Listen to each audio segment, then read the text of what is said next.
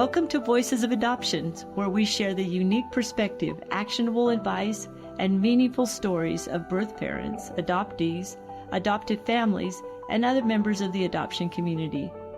I'm Donna Pope, your host, and I'm so glad that you're here. So you call your book The Lucky Bastard. Please explain. It's just lucky, not the definite article, just lucky bastard. Lucky Bastard. Why?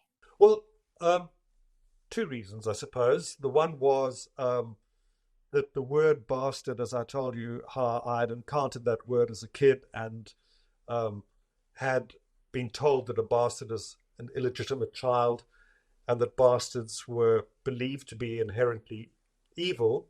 As a kid, I'd have, not quite nightmares, but you'd think, oh God, I hope that I'm not condemned to that kind of fate.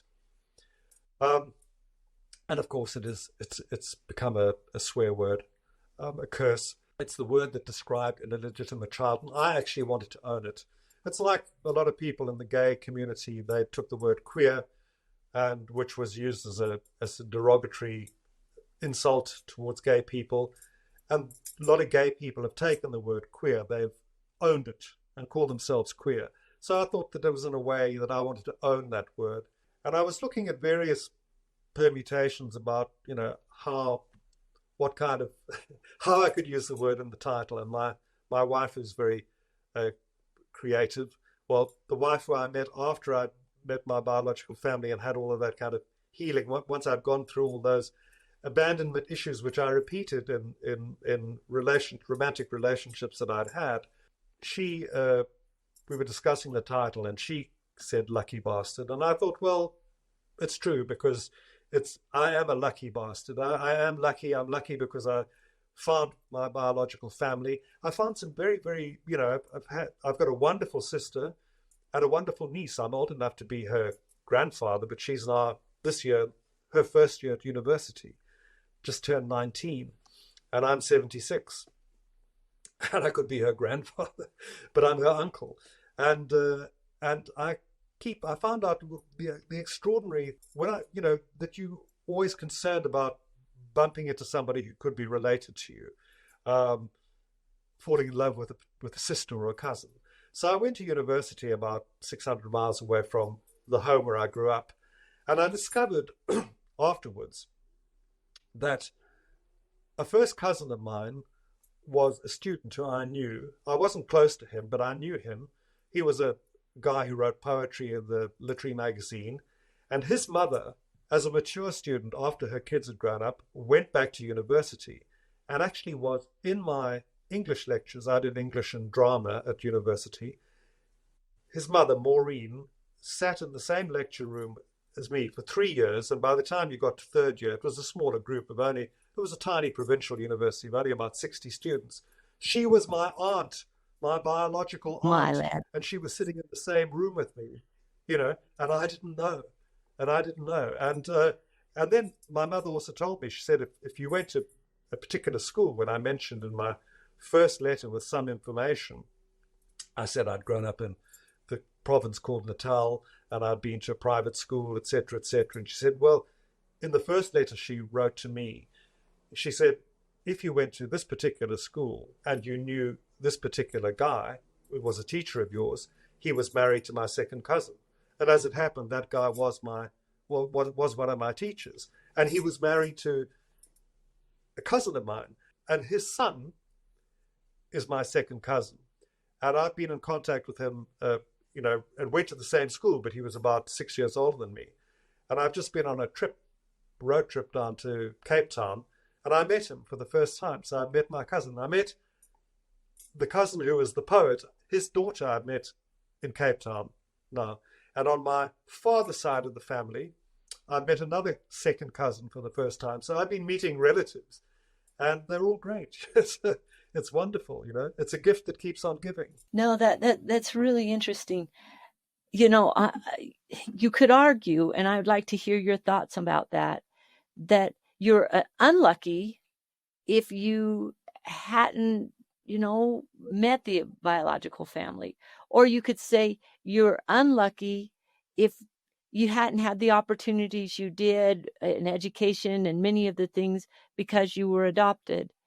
And perhaps you're lucky because you're able to have kind of both of those worlds. I think that's what does make me lucky. And also, I do have two families. And, despite the, I wouldn't say tensions I had, I felt very frustrated with my adoptive parents because I felt they didn't understand me. That was the kind of thing. And that was, particularly as an adolescent. And then, we were politically kind of quite, quite far apart when I was a student, etc. But we definitely reconciled, and I had a close and loving relationship with them, and I'd kind of done a lot to atone for what I thought was my, actually I was going to say ungrateful behavior, but gratitude or gratefulness is a word that it's kind of like a red flag to an adoptee. If you say be grateful, For sure. it wasn't a word that worked on me, as a kid. But I was, and so I've got two families. When I had my 60th birthday, it was a while back now, but I had a big party, about 100 people, and I had speakers, cousins from my adoptive family, and my sister from my birth family, and my birth mother was there as well, and it was fantastic to have the two families. So that I was lucky that I was adopted by that family, and I've been lucky in many ways, in spite of some of the crappy things that have happened in life. But yes, I do feel that I'm a lucky bastard. One of the things that in psychology we've come to understand is that the body never forgets. Now, Yes. I don't know exactly all that means, but if you look at adoption and you just imagine this little newborn baby breastfeeding this birth mother bonding with this child, and even though they may forget, the body never forgets. So you mentioned that many times adoptive teenagers really struggle. Yes. There's lots of ways you could kind of look at that maybe they're just different politically, like you mentioned, from their adoptive families. Maybe there's this feeling of disconnectedness. Maybe there's this frustration that there were secrets. All of these things may come into it. If you were to suggest how people get through those frustration and maybe that innate feeling of the body that's longing for something that it doesn't even really understand what it's longing for, how would you recommend that we move through that as adoptees? Interesting that you should talk about the body. A guy who runs the podcast in the UK told me about this book called The Body Keeps the Score. Yeah, exactly. I'm sure you know. Yeah. And I read that book and I did find it illuminating. And you're absolutely right. I mean, I've read some of the stuff that psychologists have looked into about what kids know, that a child who is taken away from his birth mother at birth, and then they'd have a kind of like a police lineup of photographs of different women. Somehow the baby responds to the photograph of the mother. Weird, but this sort of stuff does happen. That so being taken from the being abandoned or separated from your mother I realized was something that played a big role in my life, because it's almost like self-fulfilling prophecy that I would always choose to become romantically involved with people who were likely to abandon me. And it may have been also that I didn't choose so much as allowed myself to be chosen, because a lot of adoptees do suffer from low self-esteem. I didn't understand what self-esteem meant, or low self-esteem, but I realized that was also an ongoing problem that I had. When I finally, after the third marriage had broken up, and I was seeing a therapist, a very interesting therapist for the first time, really, that I'd been to a therapist, and she said, listen, you've got, mentioned low self-esteem, and I said, look, I know what you're talking about.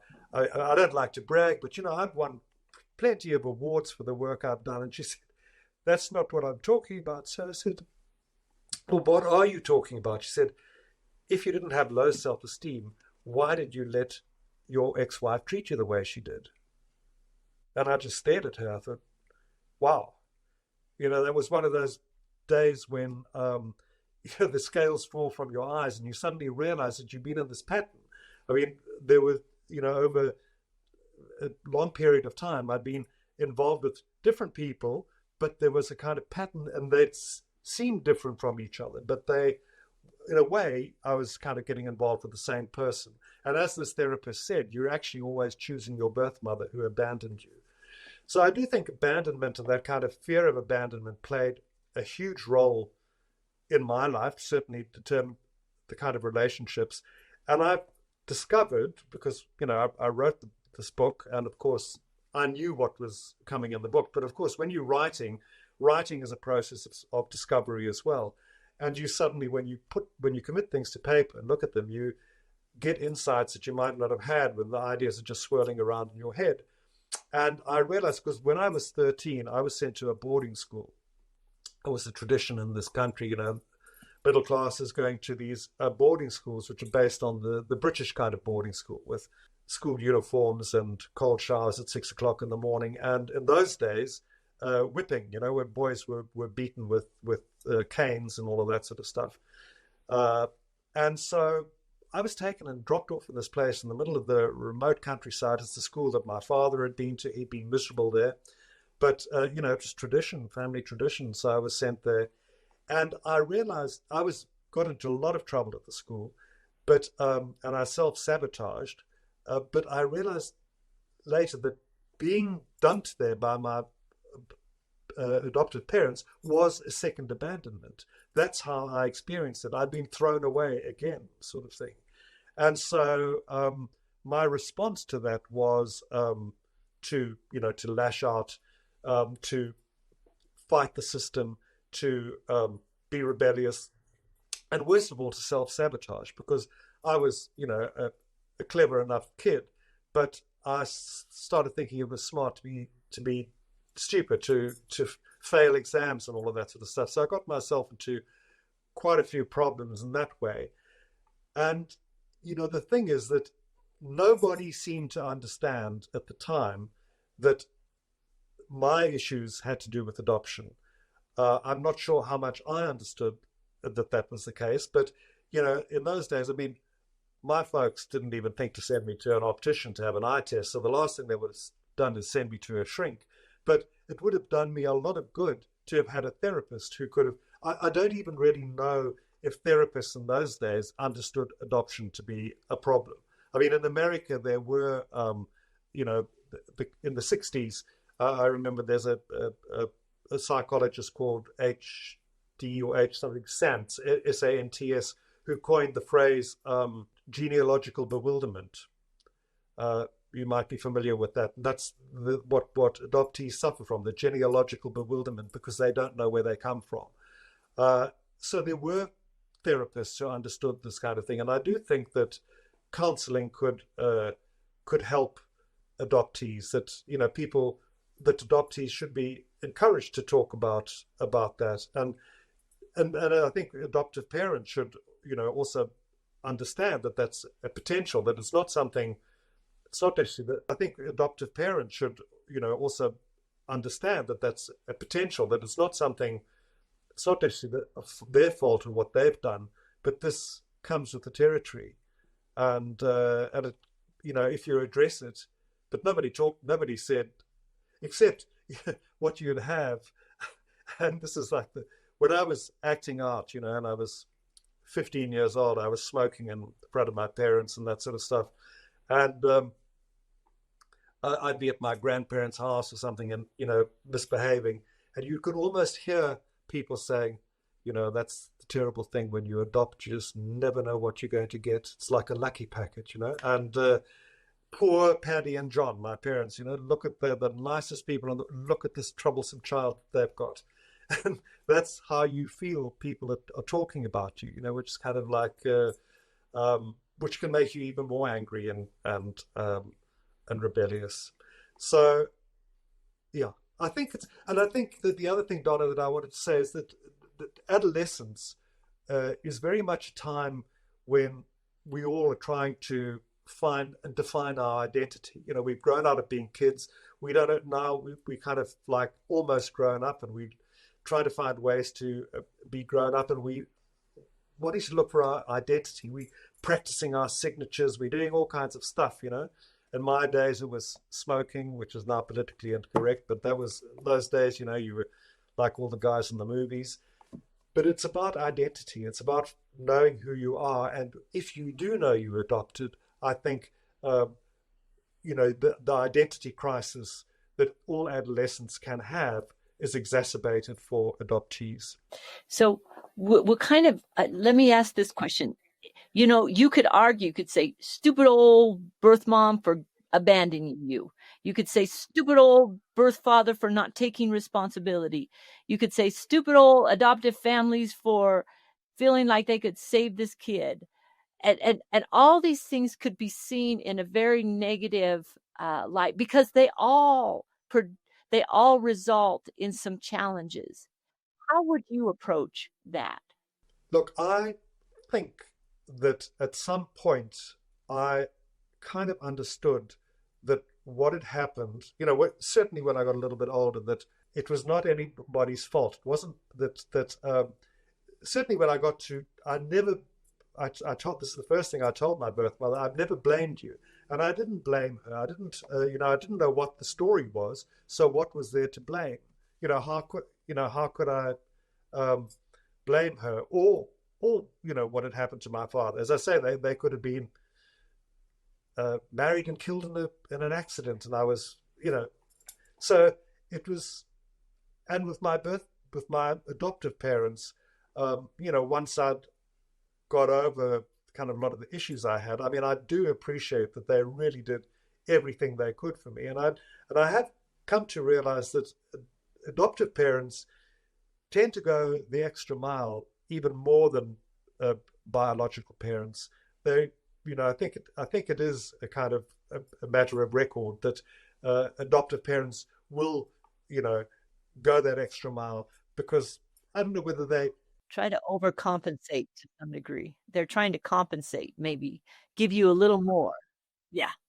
quite possibly, yes, but they do it. They do it, and my dad really, I mean, um, you know, I did some pretty wild, reckless things. Had a motorbike. I crashed my bike my last year in school. I spent, you know, 2 months in hospital, and I had my driver's license when I was 18. A couple of months later, I rolled my mother's car. When I'd been drinking, all of that sort of stuff.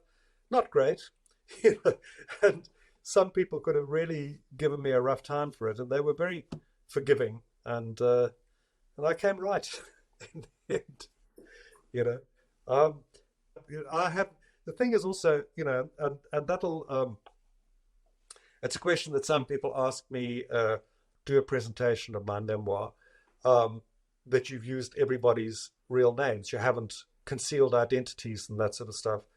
And I said, well, it's also because I've got no scores to settle. It's not a book that I've written to say, look what a bad person this person was, or anything like that. I try to tell the story, understand everybody's point of view and position, and just to tell the story of what it felt like to be adopted, and the journey that I went on.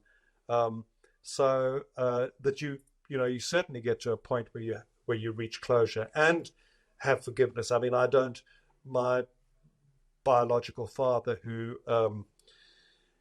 didn't really want to expend any time, certainly didn't want to, he didn't want to get involved with me at all. But I think, okay, at least I got to meet him, and it's okay. He went that far. He didn't deny he was my father. It's kind of like obvious. You can see the similarity, and I forgive him for that. I mean, I don't hold a grudge against him at all. I'm very glad that I did get to meet him before he died. They're all dead now. So we are so lucky to be I don't mean to say because you're old, but we're so lucky to meet you because you've moved through all of this. These are huge issues that sometimes take a lifetime to move through them. Uh, and you've done that in lots of different ways. Therapy has been helpful for you. If you were to talk to an adoptee who's struggling, who at any of these points in your life, what would you recommend for them? I'd say that if, that it would be very helpful to, I personally found that it helped me to find out if it's possible, if there are records and they can access those records. I think it's a journey worth going on. And I, a while back when I wrote a radio play about adoption, the adoption story, but I was like halfway through the story. It was really like in 1990, a friend of mine, another writer in South Africa, when he heard that I just met my birth mother, said, "Anthony, it's a book, you've got to write it." And I waited another 30 years because the story wasn't finished. In a sense, the story was only half begun. But it was very important to find out these things, and I can understand that I can understand that some people could be afraid of what they might find, or they might not. That information might not be available. But I went on that journey. I set out on that journey not knowing if the information would be available. I thought, okay, my dad's given me something. He's given me a name to go on. There's an address I can write to. Let me follow this through. Let me see where it goes. And it could have been there could have been certain things that would have been much better if I hadn't had difficult moments with my birth mother. But I'm so glad that I pursued that. Now, I think that can be something that's can be very helpful. But I also think that perhaps just realizing that adoption is an issue, and if you can't get to find all those answers, what I've learned for myself over time is, to try and find out, and maybe seeing a therapist like you, Donna, is something that would be helpful for people to understand how being adopted could possibly determine your responses to things or patterns that you get into. As I said to you, that I always ended up being involved with women who were going to abandon me, and did, ran off, and I was somebody who would kind of sometimes stay in a relationship that was becoming toxic, way beyond a point where that I should have got out of it, but I was too scared to leave a woman because I had been abandoned. It was something that I just couldn't do, and that if I should have done it at times because it would have been much more healthy for me, but I couldn't, and that was something that I only later came to understand was behavior that was had to do with these adoption issues, and I think if you don't understand them, you condemned to perpetuate them. I think it's there was one of the adoption books that I've read. A therapist used this term, repetition compulsion. And that was that cycle that I was in. So another thing I'd also say that helped me a lot, and I started doing this when I was researching that first radio play that I wanted to do. It's to read literature on adoption. There's a lot of good literature written by people like yourself, psychologists who've written about adoption issues. I've got a bibliography. I can't remember them offhand, but there's The Primal Wound, there's The Adoption Triangle, and reading other people's stories. It was, I still find that I'll read adoption stories or adoption memoirs, and it always kind of really triggers something in me. It's very, not, I wouldn't say upsetting, but very emotional. But it is a kind of healing thing to share in other people's, to read about or listen to podcasts or whatever of other people's experiences, because it makes you feel less alone. I think a lot of adoptees might kind of, think that they freaks or something like that, but find out that your story is not so unique, that in fact some of the details can be, but I found that hugely healing. In fact, going to those meetings that I used to go to, the support group, it was wonderful to sit in a whole room full of adoptees. You kind of thought, hey, we all get each other, and that's fantastic. And we could even joke about it. Somebody said, I went around to take out an insurance policy this afternoon, and they wouldn't give it to me. And somebody said, oh, it's because you're adopted. And so I think that's good. I think it's good to embrace the stuff and to listen to other people's stories. It'll make you feel less alone, help you to understand yourself more. I don't know if that's helpful. It's wonderfully helpful, and so many. Nathan, your thoughts? Yeah. The theme that I'm seeing through this interview that keeps standing out to me is we're hearing the story from a storyteller. We're hearing this adoption story through the lens of a literary artist, and you've brought up a lot of literary elements to help describe your adoption story. You talked in the beginning about King Lear, and you talked about Oedipus Rex, and it's interesting because I've never really thought about the adoption elements of those stories, and as you use Shakespeare to describe and make sense of your story, Oedipus, because of that prophecy, he ends up getting adopted, and King Lear, Cordelia gets disinherited, right, and has that rejection and that abandonment which you've dealt with in your life. How do you see? Maybe just go just a little bit deeper. How do you see yourself and your story through the eyes of Shakespeare in these two stories? Reconsidered that and thought about it. I suddenly realized Oedipus was an adoptee. That was not part of what was taught in the story, but he was an adoptee. He was at least raised by that family, yeah. Yeah, he was raised by another king and another queen, but he didn't know that they weren't his real parents. Had he known that, he wouldn't have, because then he found out what the prophecy was, and he thought, oh my God, I'm destined to kill the people that I grew up with, who are my parents. So he ran away from home to avoid killing his father. And what did he do? He met his father at a crossroads and killed him.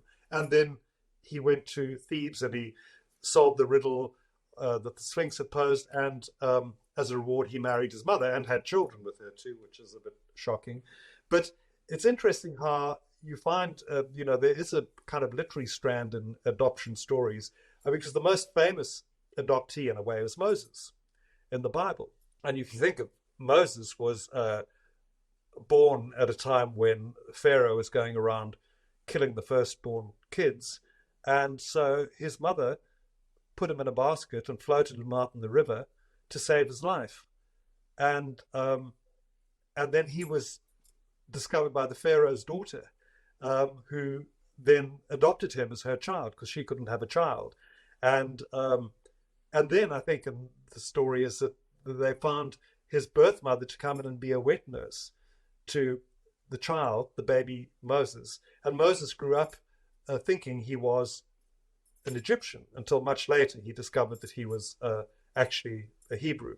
So it's interesting. And also in the Bhagavad Gita, famous Indian story, there is also a son, the son of Kunti, who is floated out in a basket exactly like Moses, adopted by another family, and then at a certain point finds himself involved in a war fighting against his own half-brothers.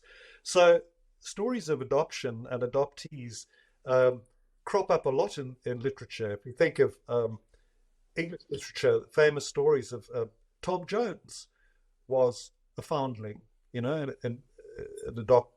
he was adopted. He was a foundling. He was Um, Wuthering Heights, famous story. Heathcliff was an adoptee. He was adopted, um, and in fact, quite possibly he was a kid with a darker complexion. So he was from some other exotic part of the world. In and Oliver Twist, he was also an You're orphan. right. There's so many of So them. there's so many of them, and quite interestingly, apparently these kids in the early days in Britain, um, they kids were not adopted in the traditional sense that we have. If they were orphans or whatever, or foundlings, they were sent to some kind of apprenticeship trade school, and then many of them were sent off to the New World, to the United States, and that's where apparently in Massachusetts in 1851 the first kind of modern adoption took place. The first law was enacted that made it possible for families to actually adopt and give their name to children who were foundlings who were brought in from England to America. But yes, the I suppose the adoption theme comes up quite often in literature. I can't think of so many other stories where it does come up, but it's there. Even in modern movies and entertainment, you've got Luke Skywalker, and you've got, I mean, that the theme just comes up so much. And I love the concept of a professional storyteller who's using stories of adoption to help him make sense of his adoption story. That's very fitting. Some people said to me, well, why did you write this memoir? And then because I've worked in theatre and television, mostly writing drama rather than prose. But it was, if you are if telling stories is what you do, and a story like this lands in your lap, You got to. it's almost like it's a gift, and you're kind of crazy if you look. I mean, there's some people that I suppose I don't know what my mum and dad would think. They were so shy. Mum would probably think, oh my God, she's her pictures in the book, and the book's being sold in the bookshops at the airports, etc., etc. Other people, there might be some exes of mine that are not too happy, but that's their problem. I mean, I haven't been horrible, and although we might have different views on it, but it was a story to tell, and then I found I wanted to tell it in the best way possible. Not to tell it in a way that makes it. It was a story that really kind of had a kind of what happens next quality to it, so I didn't have to contrive too much to tell it in that way. But I felt it was a story that I needed to tell. It was my story to tell, but it was a story that I also wanted to share. And in this country, there are only about there's very little adoption literature that's been published in South Africa. I think one novel a year or two back, kind of like where she changed all the names, and that was a self-published book, and another self-published book has just come out recently. And I'm in touch with these other adoptees. I make contact with them, but there's not a lot out there. And what I've also discovered is that the funny thing is that people who you always get surprised. Somebody will contact you, and somebody they have just read your book, and let's meet for coffee. And you meet for coffee, and they say, I've never told you this, but when my sister was 16 at school, and she got pregnant and couldn't, and so you're getting another adoption story told, and you just realize how many people have been touched by it. So they're the people who've been touched by it who find that it resonates in a particular kind of way with them, and other people who say to me, hey, I never really thought about it before. Wow, it's it's what it must be like to be adopted. People have never given it much thought. So in that way, it also brings some understanding, because my uncle was a doctor, and he said to me that in those days, back in the 50s and the 60s, GPs, general practitioners, often did childbirth deliveries. It wasn't always gynecologists or obstetricians, difficult word to say. And he, quite often delivered babies that were going to be put up for adoption. And he said to me, I just thought this is the best solution for everybody, for the baby, for the mother, he'd never thought that there could be any psychological, emotional problems there. And I thought, well, that's a pretty superficial thing to think, but that's what a lot of people thought. I don't know if etymology is the right word, the meanings of words. You've talked about the definition of bastard and how it really didn't at least originally mean something negative. And you put it with the word lucky, and those two words together, lucky bastard, even creates a new phrase that has a different meaning, right? It's someone that's in my mind, someone that's fortunate, and somebody that's received something really good in their life that maybe they didn't deserve, right? Almost with envy. Yeah, that's right. You have envy for that person who's the lucky bastard. And you've given that as the title of your memoir.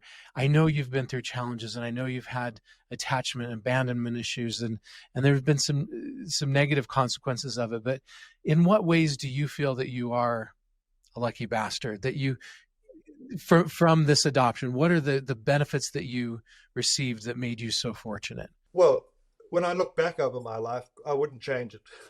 So, it'd be a bit ridiculous to think that way. So I'm very happy with the life. I'm very pleased that I've sorted out the problems that I have sorted out for myself. I've been in the happiest phase of my life for the last 20 years or so. I after in about the early 2000s, I met my current wife. We've been married for 22 years.